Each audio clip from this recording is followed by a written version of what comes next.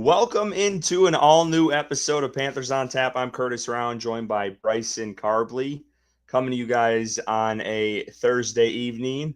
I apologize. We do not have an intro video this week. Ricky is out of town at the beach. He usually makes that all for us, so you're getting us right off the top, hot and ready. Bryson, good to see you.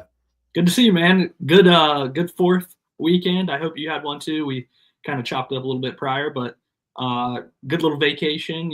Happy to be back talking football.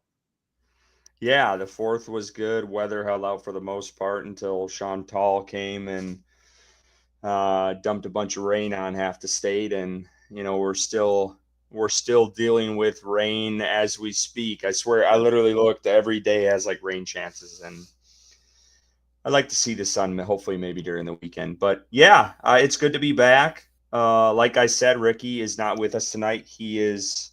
I think I said he's soaking up the sun and all the alcohol at the beach. So hey, enjoy it, Ricky. We will see you back next week. But yeah, we got a lot to talk about tonight. We're going to be grading special teams. We wanted to save the defense until Ricky gets back, so we'll be talking special teams tonight. We also do have a ton of content outside of that we're going to actually get to before we get to the grades. But let's go to our chat here. We appreciate everyone tuning in and making true money. Appreciate you, as always.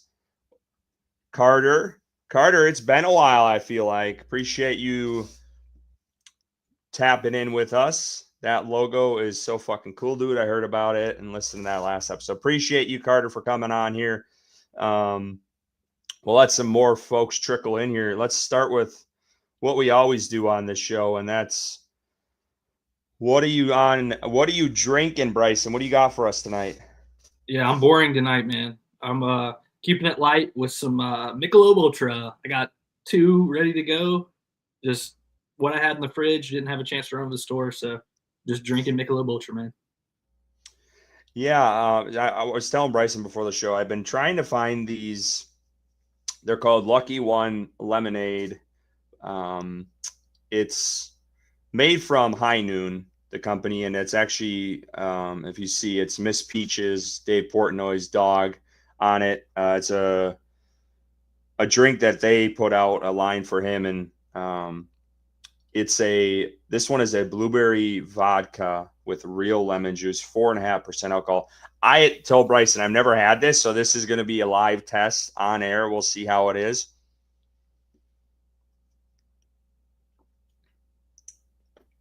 Okay, not what I expected. It's definitely like on the lighter side, almost more watery than it is.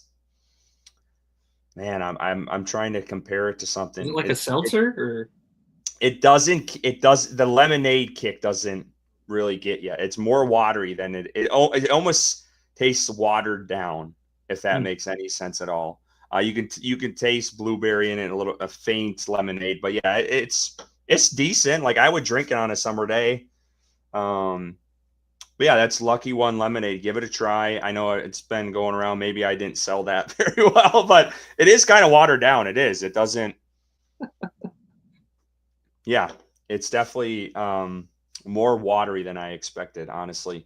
So yeah, that's what we got going on tonight. We also do have, you'll see this scrolling across the bottom the entire episode. If you guys tuned in last week, we did hit 1,000 subscribers. So we appreciate everyone who has hit that subscribe button on YouTube. And if you haven't, please do so for us. We would appreciate it. But we're doing a giveaway since we hit that mark. Just to thank everyone, we're giving away a Musim Muhammad signed jersey that Ricky has at his home that he'll be sending out, and we'll be drawing that in a couple of weeks. But it's pretty simple. Subscribe to our YouTube channel. Prove to us that you're subscribed either through YouTube or on Twitter, and you'll be entered. And then obviously the week we do the drawing, if you do a super chat, you will also get more entries into it. But we want to keep it kind of fair and make sure everyone gets a good shake at this awesome jersey and pretty sweet giveaway. So we do appreciate it. And hey, we have a super chat now. So if you are feeling in the giving mood, we would appreciate it. Justin K is tapping in. What's up? We appreciate you. Making true money. Love the new logo. We appreciate it. We appreciate all love. And again, for folks I don't know, Joe Bello is the one who helped create this logo for us, so we do appreciate him. But let's get into it because there's a lot to talk about, even though it is kind of the slower part of the off season. And I want to start off here out of the jump with the Saints, because this is something that has kind of, I feel like every other week it's a different squabble with a different fan base with us here. So, I mean, one week it's Chicago, then it's Atlanta, and now it's the Saints. And if you have not seen it at all, and I have not prepped Bryson on this at all, so hopefully he knows what the hell I'm talking about. But Cam Jordan this week had posted a video of him doing some workouts in the off season, trying to get prepped for training camp. He posted a video on TikTok, and the boys over at For Panthers Fans Only, which love those guys, they had posted the TikTok video, and they said, "This shit's sad. Give it up, Cam Jordan." They tagged him in it, going through all this pain to win 3 ball games max, finish last in the division. I love it. I love the dig at Cam Jordan. If you guys have not listened to our podcast, he is probably the most hated Saint for me personally. I've never really liked the guy, and I know it's probably all, business and his battles with Cam Newton over the years, but I could never stand him. I couldn't. I'll be honest with you. I'm not a Cam Jordan fan whatsoever. So I loved when they did this, and I'll give Cam Jordan credit. He came out and responded, and not, most NFL players are just going to, brush it off to the side, but he said that's just some of the beginning workout tempered action, all leading to training camp of the season. Brother, I'd say you understand, but we both know as Panther fam, you haven't had a notable edge with over 70 sacks for your franchise other than Julius Peppers. He said some other things. That's the gist of it. I just wanted to set the scene for y'all. But Bryson, your reaction or any kind words you got for Cam Jordan? I mean, it is what it is, right? He's what, damn near 40 years old. He has been a good player for the Saints. I mean, there's no denying that. Honestly, I forgot he was still playing. So, yeah, I mean that's interesting. He's still got the drive. I mean, the Saints are going to be a bad team. They really are. I really do think they're going to be the worst team in the NFL. They don't know who they're starting at quarterback. Their offensive line is a mess. Still got Kamara, still got Chris Olave, but when you don't have a quarterback to run the offense, we know what that's like as Panthers fans, and it's just, it's a team on a downhill trajectory, and it doesn't look good at any point in the near future because of their cap situation, what they've done with that. Kicking the can down the road is finally catching up with them. They moved on from Marshawn Lattimore last season. I think, it's cool, friendly off-season banter, but Cam Jordan knows the Panthers are going to beat the Saints this season, and I don't even think those games are going to be particularly close. The Panthers are on a different level, different trajectory than the Saints organization as a whole, and it feels good to say that and actually know and believe that. I don't think anyone can really argue that. My brother is a Saints fan, my younger brother, and he's very honest about that with me. So I think, Cam Jordan is aging. Again, forgot he was on the team. I could have swore he retired, but I think last season he was pretty much a no-show throughout the entire season. I think it's cool to go back and forth with him, but the other video that you posted, which I'm sure we're going to get into, is the one that made me more angry than this Cam Jordan interaction. Yeah, we'll get into that a little bit. Honestly, I didn't know if I was going to talk about it because I didn't want to drag another podcast in the spotlight and give them any more attraction than they really needed. But I will say this about Cam Jordan, then we'll get into that. And this is a banner. Sit your ass down, dude. The guy hasn't had over 6 sacks in 2.5 years. He had 4 last year, 2 the year prior. Like you said, you kind of forgot about him on the Saints team. The team's aging. They've been in cap hell. They've been in the kick the can down the road mode for the last decade and a half. and now it's finally caught up to them. They have a quarterback who rhymes with fuck. This team is a mess. They are. And I would be shocked if they get more than a handful of wins this year, to be honest with you. They're, out of this last coaching cycle, you could say one of, out of all the coaches hired, you could say many would agree that Kellen Moore is on the bottom tier of that list.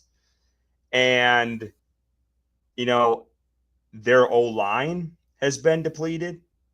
Their defense is getting older now. They're aging.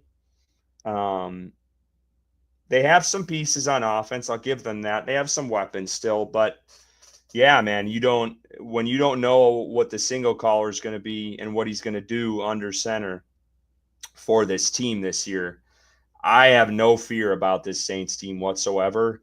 And I honestly will be pissed if the Panthers don't sweep them for how bad the roster is. So, yeah, I don't need to hear about Cam Jordan. 5 years ago, yeah, the guy was a stud. Like I respect him for his play. He was a hell of a player, but he's definitely aging out of, what he used to be so good at.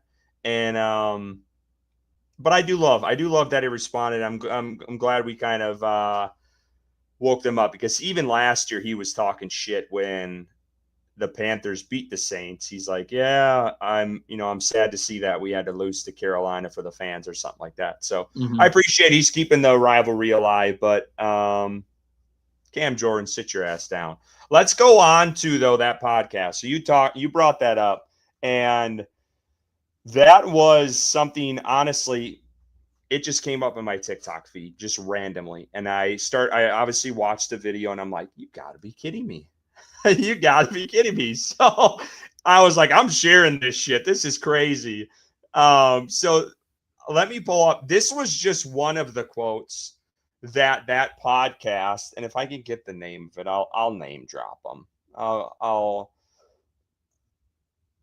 give them a little bit. If I can find this tweet. But anyway, this was one of the quotes they said, the guy that was talking, and he's obviously a Saints fan. One of the worst rosters in the league. I got them going 2-15. He talked about there's no one notable besides Derek Brown on the Panthers. I think he said there's not a Panther who's top 10 at their position other than Derek Brown. So he doesn't mention J.C. Horn, who's played outstanding this past year. Trayvon Merrick, I would say, is one of the top 15, close to top 10 safeties in the NFL right now. And that podcast was Tech Foul Pod, by the way. But yeah, the guy I thought was smoking something, Bryson. I get it, even if you're a division foe, to hate on a team.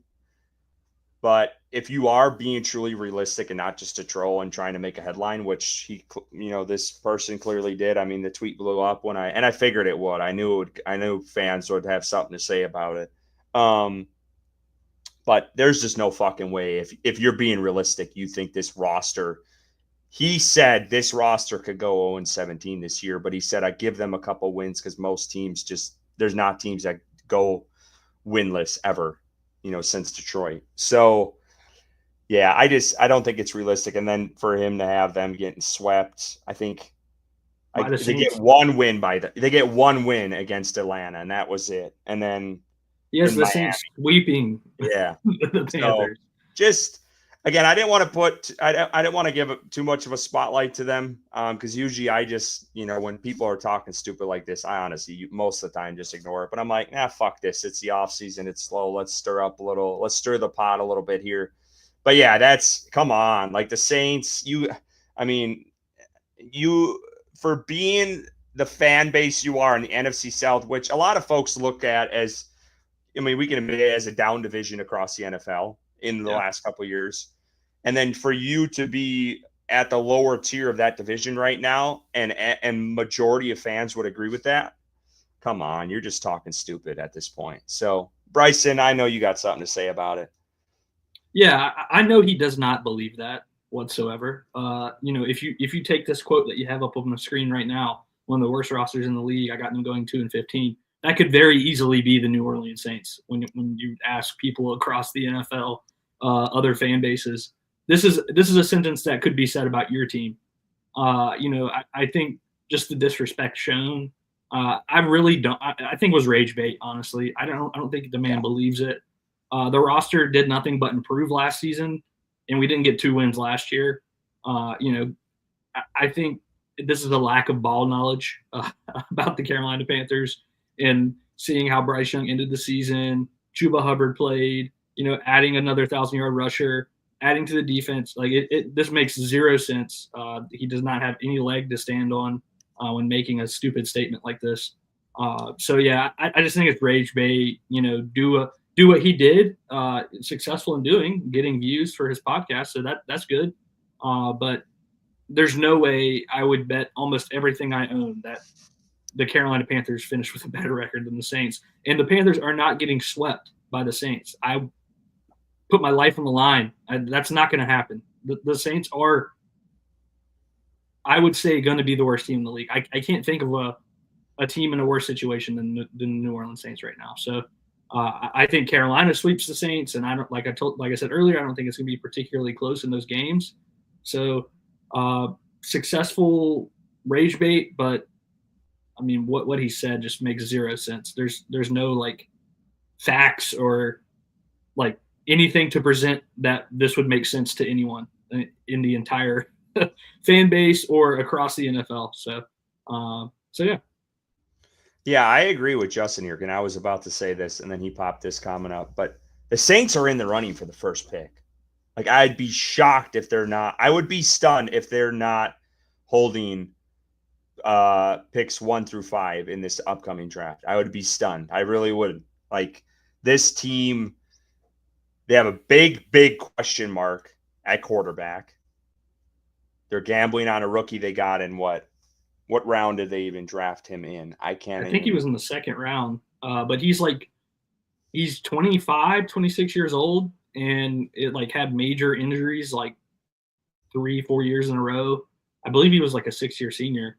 Older dude. I mean, he's got some talent. Like, the quarterback has some talent. He was rising up draft boards going into this past draft, but to think he's going to come in and sweep the Panthers year one under a new coach that, like you said, Curtis, was probably a like last minute decision hire because everyone else went everywhere else besides the Saints because no one wants to deal with that roster and cap space they have moving forward. So I think he might have some promise, but he's older.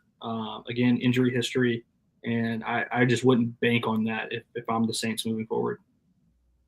And I don't know what Kellen Moore is going to do. I don't. I do think he's a decent coordinator.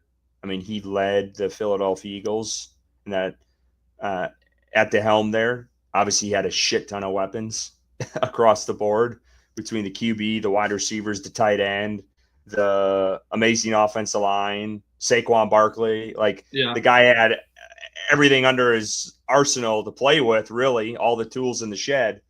But I do think he's a decent coordinator. I just don't know how he's going to be as a head coach. I don't see him as a head coach. I think he's a good coordinator. Yeah. And we'll see how that plays out. But there's just a lot of question marks. And that QB position, let's be real. This was a down year for the quarterback class, for this draft class. Okay, Cam Ward, and then it was a question mark after that. And who would you put at 2? So just looking at that historically, and you might have 1 or 2 that come out of the woodwork and are, pretty good. But it's just such a big unknown for me. And then you have a roster it's aging. There's no doubt about it. You have, they moved some parts around on the offensive line as well. The Saints did, kicking Trevor Penning inside. I know they, invested in the O-line this year as well in the draft. But yeah, I mean, there's a lot of pieces there. I think this team is on track. Like Justin here said, going back to it, is in the Archie sweepstakes without a doubt. But enough about the Saints. I'm tired of talking about them. They're going to suck ass. No one's going to care about them this year. So let's move on. And I just want to touch on this quickly here because this has come out, the pictures have come out, but I love seeing this every year. I know it happens every year, but I just love seeing the guys coming together. Bryce working with the wide receivers, Xavier Legette, Thielen, McMillan, Horn, Sanders, and I put TJ Sanders. God damn it, Curtis.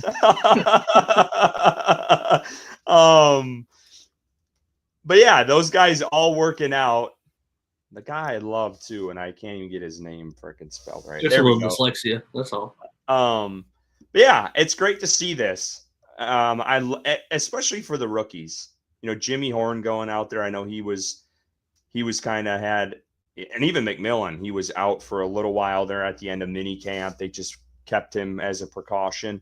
But I don't know if you saw some of the videos, but some of those catches, I get it. It's against air, no pads, anything like that. But dude, McMillan was making some sick ass catches with Bryce throwing to him. So I love seeing every bit of this. And we're starving for content. We're not going to get training camp this year as much as we wanted. But yeah, I love this. And I hope Bryce is building all the chemistry he can with these young guys, and they're getting the offense down so that way when you get into the season, they're ready to roll. Yeah, I think it shows their. Well, first of all, like you said, it does happen, quite frequently in the off season. But I think it shows their drive to, like you mentioned, build that chemistry, especially working with the rookies and T-Mac and Jimmy Horn, and Xavier to get out there, because remember, he missed a lot of that early on action in training or in mini camp and training camp, some of it, and for him to continue to work on building that rapport with Bryce, and just to have the vet out there, Adam Thielen, working with the young guys, I think is great, and JT Sanders getting involved. So it's cool to see in the offseason. Like you said, we are starving for content, man. I'm so ready for football to start. It's crazy. I'm excited for the freaking what's the opening game? The Hall of Fame game. I'm excited for the Hall of Fame game. Like, I'm going to watch that game and like lock in like it's a real meaningful football game. Preseason, going to the first preseason game, the first Panthers preseason game versus the Browns. I'm excited for it, man. So anything that I can see Bryce Young throwing a football to whoever. I mean, doesn't even matter if it's a Panthers wide receiver. It could be, Bryce's neighbor. If he posted a video of him throwing the ball to him, I'd watch it and be excited to watch it. So it's cool to see them getting together and hopefully building that chemistry going into week one.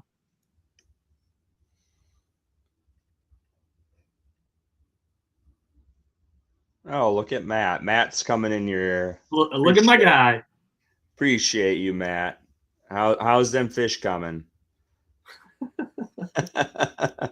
That's a small mouth. I haven't forgotten that, damn it. But yeah, hey, like you said, I mean, any content. I know the Panthers were just posting some videos today, and I can't get enough of it. I feel like every year it comes back to everyone is just itching for that Hall of Fame game, even though it's really bad. It really is. It's every time you tune in, you're like, shit, I know why this is so bad. And then you go and then you realize where you're at again. But anyway, yeah, I mean, it's all good stuff. And, the Fan Fest that just dropped, and the public tickets go on sale tomorrow. And I know I'm actually curious to see with them not having training camp, if there's going to be a bigger turnout or not this year in compared to years past because of that. But hey, if you're going to Fan Fest, we're going to be in section 109. So pull up, say hi, shoot the shit for a little bit before the practice starts. We will both be there for that. And I'm sure Ricky is thinking about going with his family as well. So yeah, let us know if you guys are going to Fan Fest, because if you haven't went, it is a good time. It's a great place to take the family. You get the practice for all the football nerds out there, and then you also get the family aspect. They do the fireworks and laser show after, so it's always a good time. I did want to just touch on one thing here, just housekeeping, that the Panthers, again, I don't know much about this guy. I'm not going to pretend I know much about this guy, but apparently he was a standout for the UFL this past season with the Battlehawks, Nick Whiteside. and the Panthers apparently worked him out this week. He also was on the practice squad of the Commanders, I believe, either this year or the year prior. So we'll see if this comes of anything, and this might just kind of shed a little light on where the Panthers are looking to add before training camp starts. So maybe, if they can't get someone like this, they might have to spend a little money to get someone else in here. But clearly they're starting to look, at least for some bodies going into camp. So just thought I'd throw that out there because I saw that on the Twitter today as well. But let's get into special teams here. And I had tweeted this out when I was teasing this episode, and I don't think this group gets enough credit. And I get it, it's special teams, but I feel like they have a pretty big mark on how games are played and the outcomes of games. And we've all seen it before with good old Eddie P and some missed field goals he's had over the years that have cost the Panther games. So I do think this group doesn't get enough credit. So we're going to talk about them this week. We'll get into defense next week when Ricky returns, but I want to start here with the kickers and the punters. And I'll tell you what, this special teams unit as a whole, completely different. We are talking about an entirely new unit besides a couple players. Yeah. And I think I'm just warning fans now, temper your expectations and be ready to maybe be a little pissed off this year because this is a group that's very unknown and we don't know what their skill set is going to be. And I'm not just talking about the kickers and punters because you have a whole new kicker and a punter. You also have an entire special teams. I'm talking about gunners and guys going down and trying to get after the other team's returners. Like Panthers lost a shit ton of guys on special teams. So this group is going to be fresh this year. I'm sure there's going to be growing pains, but let's talk kickers and punters. Bryson, kick us off here. The grades are as follows. I listed a kicker punter. So your first grade is the kicker, the punter is the second grade. But go ahead, tell us why you gave both the kicker and the punter what you did.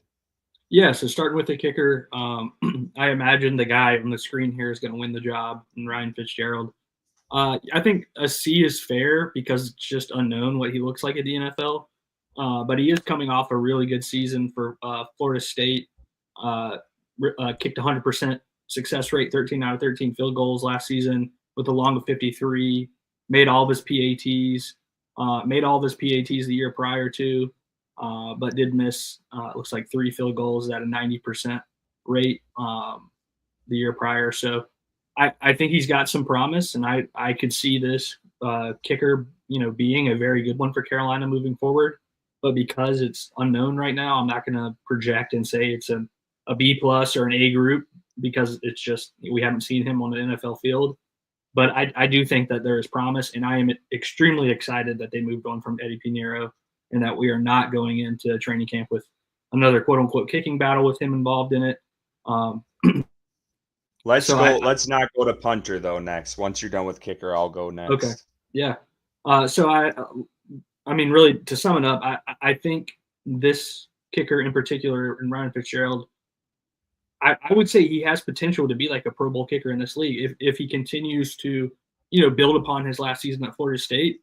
I mean, it's hard to argue a 100% success rate on field goals, and he's kicking long ones too with a 53-yarder. So we'll see what it looks like on an NFL field. But right now, because it's unknown, I went with a C.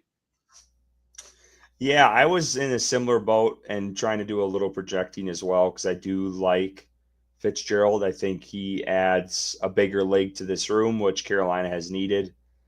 Made a 59-yarder this past season. You mentioned 100%. He was 100% even with extra points, which is impressive too, because I know that sometimes is a tall task for some kickers in this league. So again, these guys are very streaky. When they're hot, they're hot. When they're not, they're not. So yeah, I mean, I'm hoping Fitzgerald comes out on top here. That's why I kind of pictured him in here. I know, excuse me, their backup, whose name is escaping me. Hopefully Bryson can help me here. The backup kicker they brought in. Matthew Wright. Yeah, Matthew Wright, who's been in the NFL for a while, kind of just a fill-in kicker when guys get hurt. Yeah. I know he had some struggles in minicamp. He had a couple misses, and Fitzgerald had a couple misses too. But I feel like he put together a couple of good days in a row, and you hope he can build off of that in training camp. And I'm curious to see how long Canales sticks with this. Is it a case? Last year Canales said we're going to stick with this all as long as possible, and then like a week or two later, Eddie Pinheiro was the kicker, and they cut Mevis, who went on Yeah. to have a stellar first year in the UFL and is now Yeah. signed on an NFL team. So I thought Canales pulled the trigger a little early on that competition, and hopefully, we can see where this one goes and leads us, in training camp, and hopefully he sticks with it for a while because it'd be good to see what this rookie has. I'll start with the punter next. I gave this a C because this guy is about the same as what Johnny Hekker was last year. Their numbers are pretty similar across the board.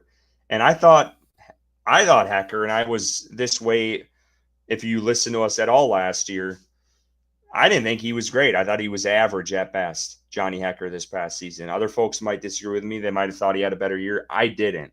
So I put this punter at the same, and his name is escaping me, and I don't know why I can't remember this guy's Sam damn Martin. name. Yes, thank you. I knew it was a basic ass name. I don't know why I couldn't remember that. But yeah, Sam Martin. I think he's average. I don't think he's top tier, and I don't think he's terrible. He's just kind of middle of the road, and that's kind of why I gave him a C. I think B's a little rich for me personally, Bryson, but I'm curious to see what your thoughts are about him. Yeah, I mean, honestly, if I was doing it again, I might go with like a C plus, B minuses. I was just looking at the stats. He averages about 41 yards per punt, which is good. I think it's tied for 23rd in the league. And then PFF, take it for what you will, had him ranked as the 20th overall punter in the NFL. Excuse me, the NFL last season. So it is a very middle of the pack punter, 35 years old. I was in the same boat as you. I thought Hekker had a down year last year, and they moved on from him. So I think that we're pretty, right in that. I guess not assumption, but grade of Johnny Hekker of last season. He left a lot to be desired on the field, and felt like he shanked a couple more punts than he should have last season. So hopefully Martin is a little bit more consistent. Now, if we were grading the long snapper, it would have been an A plus for me for our guy that's been here the longest forever. His name is escaping me currently. If you could help me out, JJ Jansen. JJ Man, Jansen. we need Ricky back. Ricky needs to be telling us these guys' names. What the hell? I wanted to say JJ Hardy because we were talking about him prior to the podcast, so I was kind of scared to say the name and say that name. So yeah, I would say he's I agree with you, Curtis. Very middle of the pack, average punter. Hopefully, he has a little improvement going into this year, but with his age, being 35 years old, I wouldn't imagine he's getting better as a punter at this point in his career. But I'm hopeful. I'm hopeful. And we'll get into Zachary Hernandez's question here. I appreciate him always coming in with a super chat. Seriously, Zachary, thank you. You are consistent. You're always tuned in. We need to get this guy something. I appreciate him. First time we get a merch, no cost at all is going to Zachary Hernandez. We do appreciate you. Cheers. Absolutely. $5 for the super chat. Thank you so much. Zach. Appreciate you, man. He said JJ's going to play till he's 45. Who do you want to be full-time returner for the season? Sam Franklin will be missed for this unit. I agree with you, Zach. I really do.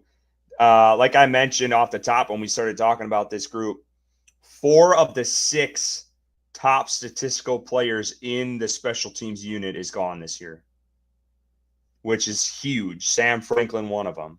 So Felipe Franks, I think, is he? I don't think he's on the team anymore. I don't believe so. He was another special teams guy who was pretty decent in that unit. Lonnie Johnson, they lost him to the Raiders. He was another one that comes to mind. So there was several guys. I was a proponent of bringing Sam Franklin back. I see why he left, and I don't know if he got more money for it or just wanted to change the scenery, or Carolina was just like, yeah, we're done here. But I always just love the energy that guy brought, and I know it costed the team some penalties at times, but he brought the juice, and I respect that, especially for this unit. I think you need a guy like that. But back to the returners full time, and we'll talk about that. We'll answer your question here, and then we'll get into our grades.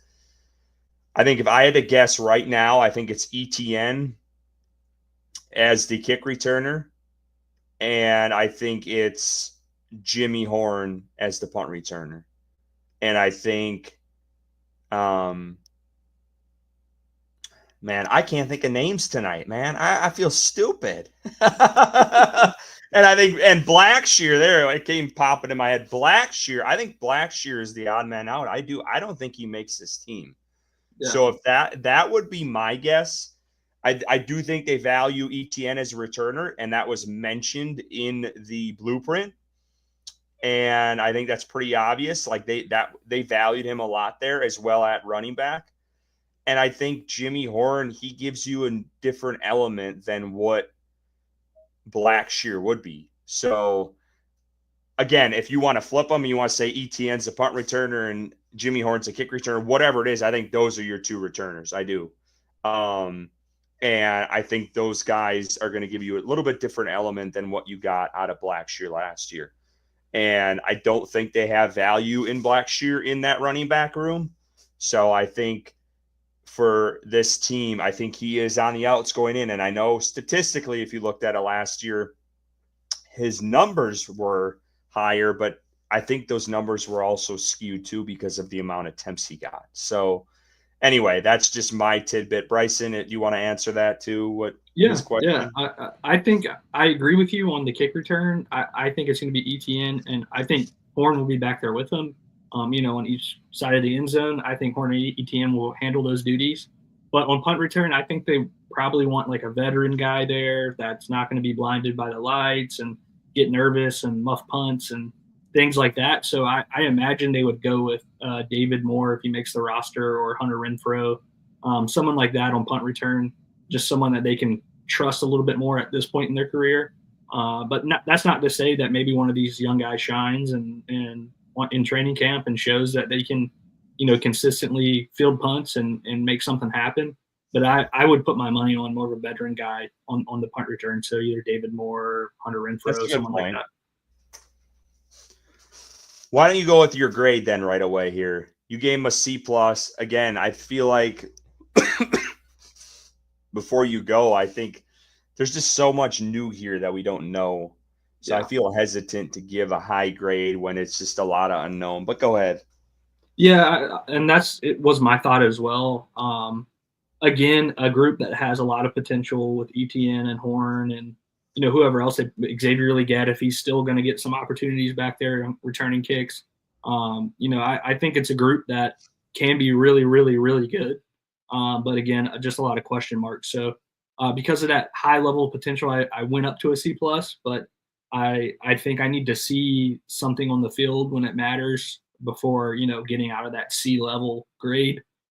So just a lot of unknowns with this unit as a whole. And, but I do think they are pointing in the right direction. If we're, grading an arrow, I would say it's up on kicker, punter versus what we had last season and kick return and punt return. So I think they're heading in the right direction, but we got to see it with our own eyes before, giving them stellar grades. I will say this about this group. They excite me more than this group has in years past, to be honest with you. It's so unknown for me, and that's kind of why I stuck with an average grade, because I don't know what to expect, and I don't think it's fair projecting with this unit with it being so unknown in this league. And also there's a big difference between college and NFL, especially over this last year, with kick returns. It's different now. They're not the same anymore. So you don't know how much that's going to translate of being, how the NFL does their kicks, which, if you want my opinion, I think is stupid of the way they've changed it. So I think that adds a different element. And then, yeah, like and Bryson, you do bring up a good point about the punt return. NFL's a whole nother stage. It's a whole nother level. What are these rookies going to be like under the big lights when that first game hits on Sundays? So I think that adds another element of unknown too that I just don't like fucking around with. I'm being honest with you at this point of being fair about it as far as grading is concerned. So, yeah, I think that is it. And we can talk about this. We didn't do a total grade overall, but I guess we can just kind of do it off the fly, and I'll give you a little bit of time to think about it, Bryson. I'm going to stick with C. If I had to grade this unit entirely from years past, and maybe I'm being harsh, maybe it could be a B- with the free agent additions, because some of those guys are going to be playing special teams. Some of these guys draft are going to be playing special teams too. But with the unknown of everything, I just think this group right now is average special teams. And I'm talking about the entire unit. I'm not just talking kickers and returners and punters. I think this is a C group. I think it could be lower than that. I think it could be slightly higher based off of how these other guys, free agents that they brought in, play. But for right now, I'm just not at that level to say confidently I know what to expect out of the unit going into this season. So I would say C, and maybe I'm giving them way too high of a grade because it is so unknown. But that's probably what I would give if I had to grade the entire unit as a whole. Yeah, I would maybe go like C plus, like maybe like a 78. But like you mentioned, Curtis, there is just so much unknown, so many new players and new positions for this team. We don't know what we're getting from a rookie kicker potentially. Is Sam Martin going to continue on the same level he played at last season, or is he going to get worse as he ages? And then we don't know who's returning punts and who's returning kicks. So I think it would be unfair to give them much higher of a grade, and it would be unfair to give them much lower of a grade because they could be great. And we, the worry that we have potentially about this unit could be unwarranted. But where we're sitting right now and not having any game film to look at and seeing how on kick returns the blocking comes together, or on punt, same thing. I think there's a lot of unknown for us as fans going into this season because of the changes in this unit, which it needed. I would have loved to have guys back like Sam Franklin and Lonnie Johnson, but they've added some players as well that hopefully can bring some juice, and we'll see where it goes. But I wouldn't say I'm worried. I wouldn't say I'm worried about this unit because I think that they have pieces in place that can play well. I would just say it's so unknown. That's why I would grade it as like a C plus. All right. We're not going to end it here because I want to have one more conversation and then we'll wrap this thing up. So this will be one of our shorter episodes. But I want to talk about one more thing that came up this week that kind of, I think it actually happened today. So I don't know if you've seen this or not, Bryson, but there was someone who had posted Deontay Lee on Twitter, and he posted his full 32 rankings of the quarterbacks. And he has Bryce Young as 32. And I will name you some of the guys ahead of him. Have you seen this list yet or not? No, and I'm glad I haven't. I'm going to read you 22 on. Okay. Caleb Williams, Cam Ward, Michael Penix Jr., J.J. McCarthy, Sam Darnold, Justin Fields, Anthony Richardson, Tyler Shuck, Russell Wilson, Joe Flacco, and at 32, Bryce Young. And this guy's got a big following on Twitter. So I saw this list, and I think I did like the gif of noted, based like a noted gif, like I'm bookmarking this motherfucker. Because I don't, and this could be another rage bait post, and the guy wants traction on it. I get it, but if you realistically think Bryce Young is the worst QB in the league right now, behind some of these rookies who have not played a snap in the NFL, and nothing is guaranteed. Your college game, we know that with anyone, and Bryce Young is a prime example of this in his first year. College doesn't just instantly translate to the NFL. I don't care who you are. There are growing pains no matter how good of a quarterback you are. Patrick Mahomes had growing pains. That's just the reality of it. So to have some of these guys in here that are listed ahead of him it's asinine, dude. It's crazy to me. And I think people are just trying to be a headline grabber and whatever else, but it's just flat out stupid. It really is. Bryce Young, if you take the last 10 games of the season, was a top 10 quarterback in the NFL at that point, those last 10 games. And I get it. You got to look at the full scale of things. And can he do that again this year? But you're doing a little projecting yourself of putting Cam Ward up there and JJ McCarthy and Tyler Shuck and Anthony Richardson, who might not even be, that guy might not even play this year. He's not even going to be the starter. So I don't know. Maybe it's the guy he just doesn't like short quarterbacks. Thought Bryce Young was small and just a Bryce Young hater. I can see that. Because where's he have Kyler Murray? He's got him 15th. Oh, okay. But anyway, it's just when I see stupid shit like this, it needs to be called out because it's just so foolish. It really is. I don't care. You cannot go back and watch those last 10 games and tell me you think he's the worst quarterback in the NFL right now. You just cannot. If you have two good eyes, you cannot tell me he was the worst quarterback in the NFL the last 10 games of the season. You just can't. I'm sorry.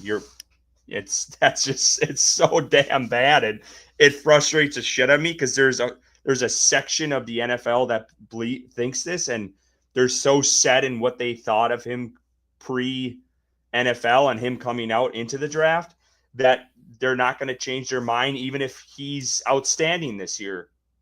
Yeah. It's not going to change their mind. They're a hater, and that's the reality of it. But to put this out there when you have this big of a following, I think it's stupidity. You're looking for attention. You got our attention clearly because it pissed me off and I wanted to talk about it tonight because I think they're sleeping on Bryce Young. And I get it. We were both big fans of him coming out, but we saw the ups and downs. He sucked his first year. He sucked part of last year.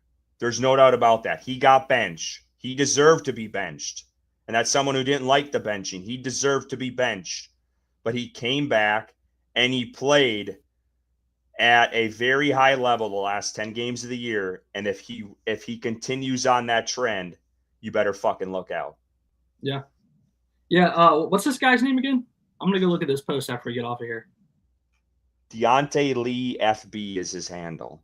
Okay. All right. Yeah. I'm gonna tweet at him after we're done here. But yeah. So I mean, this guy, the first phrase that comes to mind when I see or hear about a list with Bryce Young being 32 is shit for brains. I mean, you're looking at what you saw last season. Final 10 weeks, you talked about it. You know, it's how you finish a season, right? It's not how you start. That's the saying in the league. And the Panthers finished the season going toe-to-toe with the Super Bowl champions and the team that played in the Super Bowl that lost. Almost beat both of them.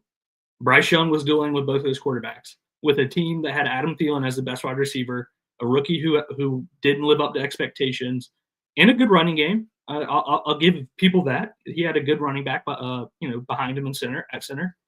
But this is not like a loaded team, and Bryce Young, it's not like a Caleb Williams situation where the Bears have given Caleb Williams everything this season, including a sought-after head coach, heavily invested offensive line, multiple weapons at wide receiver and tight end, running backs.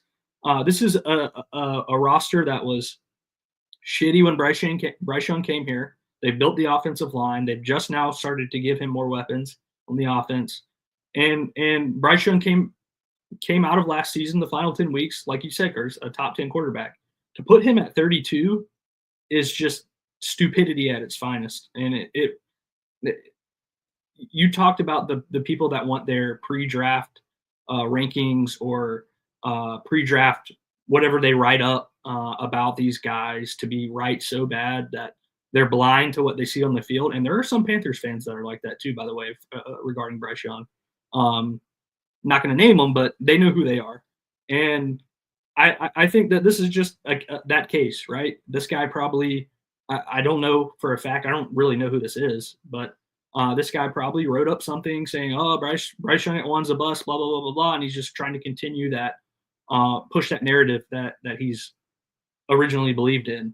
But there's no way you watch that season in its entirety, even if you take the first part of the season where he was benched, and say Bryce Young's the worst quarterback in the league. You have got to be kidding me. Anthony Richardson injured, who's not going to start over Daniel Jones for the Colts. You have rookies that haven't played it down in the NFL. Tyler Shuck.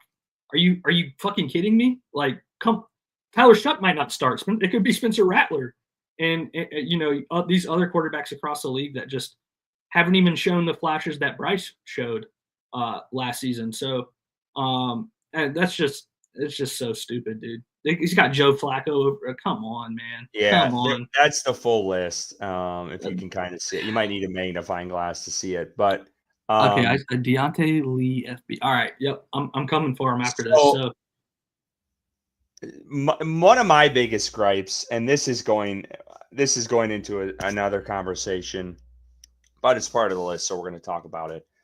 And that is everyone across the league's infatuation with Michael Penix Jr.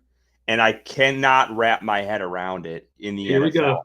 I don't understand it. The guy has played 3 NFL games, 3 of them. Okay. The Giants, the Commanders, and the Panthers. Okay. He threw for 200 yards, went 18 for 27, and an interception against the Giants. They won that game.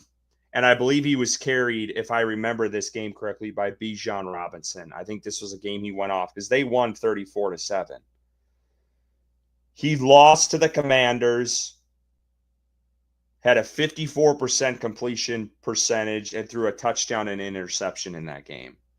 And then in Carolina, against historically the worst defense ever to step foot on an NFL field, the worst, and I'm admitting that as a Panthers fan, the worst NFL defense ever. He threw for 300 yards, had a 55% completion percentage, threw 2 touchdowns, ran for a touchdown, and had 1 interception. Oh, and mind you, the Panthers' best corner was out. They were down to Mike Jackson playing. They had Bartholomew as another corner, and they had a Caleb Evans on the field, and he diced them up against the worst defense in the NFL. And in that game, if you watched it with your own 2 damn eyes, you saw a quarterback who had some good throws. He also had some very errant throws that were terrible, that were bad misses, way over guys' heads. So when I see everyone jumping all over this guy, I don't understand it. It is 3 games, and I get it. Off of those 3 games, he might have put together a couple good games, and they're strung together some good games. But for people to already sign their life away to this guy, I think it's way too early to do that.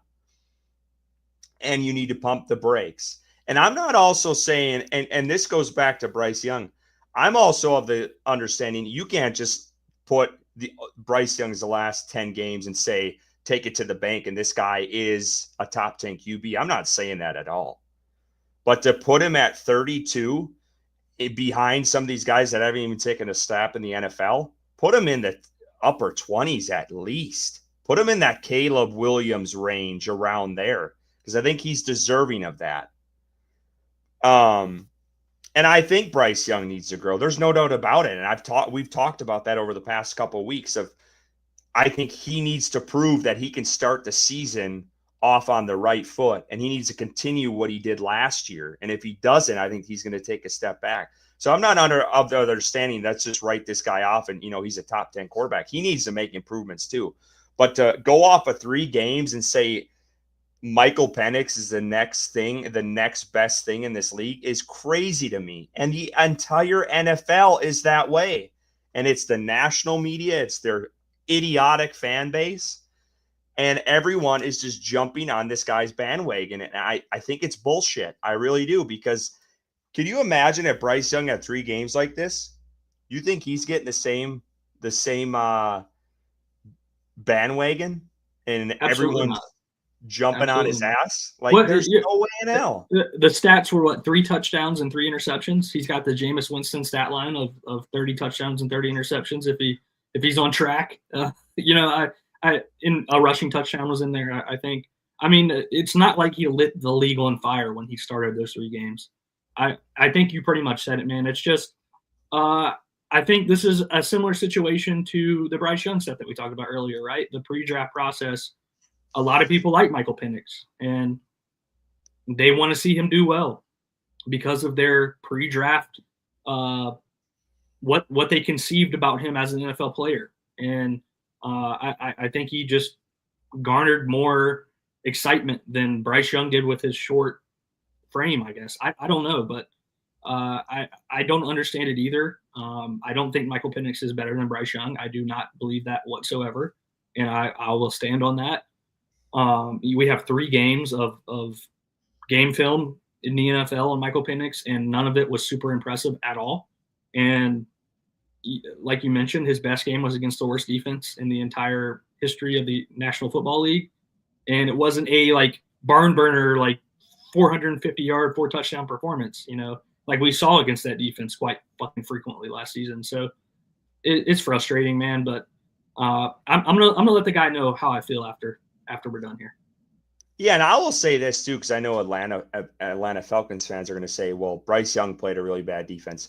Then you know what? Take away the Falcons game, and I'll still take Bryce Young's 9 games and him going toe-to-toe with the defending Super Bowl champs of last year in 2023, and then going toe-to-toe with the Super Bowl champs this year and all the other games. Yep. And I still think Bryce Young had an outstanding second half of the season, without a doubt. So get rid of the Falcons game if you want to play that game. I'm fine with that. Get rid of it. I still think he played well and showed signs that he could be the franchise quarterback. I just think going off of 3 games in a rookie's first year is crazy to me. But people are doing it, and it's the national media too. They're jumping all over, and they think Atlanta's the next best thing. And it's crazy to me because you have a very small sample size. And you know what? I'm not knocking. I don't think Penix is – I think it's too early to tell what Penix is going to be. That's the thing I struggle with. I think it's way too early. I do think he could have a bright future. I thought he had some really good throws against Carolina in that last game, some damn good throws. Then he also had some really bad ones. And I'm like, man, he's inconsistent right now. And that's okay. But to crown this guy already after 3 games is crazy to me. It's the same thing. You can't crown Bryce Young yet either. I don't think. I think that Carolina thinks they have their guy, but we don't know that yet. We don't know if he's going to flop to start the year, but you can't go out and just crown these guys after 3 games. It's stupid. It's just stupid, man. But anyway, enough about that. I had to get into that a little bit because I just thought when people put out this list and putting rookies on here too, that's a whole nother conversation that I just think is idiotic in its own right. But I do have to get to our super chat here before we get going here. And that's from Mike Hollinger. We appreciate you. Bryce is going to do his talking on the field. I agree with you there. This season is going to be fire. I can't wait. I'll say it for Ricky tonight. 17-0. Let's go. Love it, Mike. Appreciate you. Cheers, $5. Man. Thank you. Well, I think that's going to end tonight's show. Again, this was very brief. This is probably one of our shortest shows we've done in forever, honestly. But we have a lot to talk about the coming weeks. I know we're going to be talking defense all next week. That is going to be a marathon episode because we are talking about the entire defense across the board, all of our grades. So tune in for that. It's going to be a good one. And we're pretty pumped. We're hoping to get some guests on here as we get into training camp as well to give you guys a little bit of perspective of what's actually going on in the practices since we can't be there. But if you don't know already, we mentioned it a little bit earlier, Fan Fest tickets. It's one of the lone opportunities you get to see this team before the regular season besides the 2 home preseason games. Bank of America Stadium, they're doing Fan Fest August 2nd on that Saturday night, I believe it is. And tickets go on sale to the public tomorrow morning. If you are going, let us know. We'll be there, section 109, row 1, right by the field. And hopefully we see some of you guys and stop by if you recognize us. I know it's a little bit different in person, but if you recognize us, stop by, say hi. We'd like to meet some of you guys. And man, we are just itching for more football. That's the reality of it. So we're excited for the next couple of weeks. You guys see the giveaway we're doing below. Subscribe to our YouTube channel. Prove to us you're a subscriber. We'll put you on the giveaway list for that Muhsin Muhammad signed jersey. We'll be giving away that as we get closer to training camp. But until next time, keep pounding.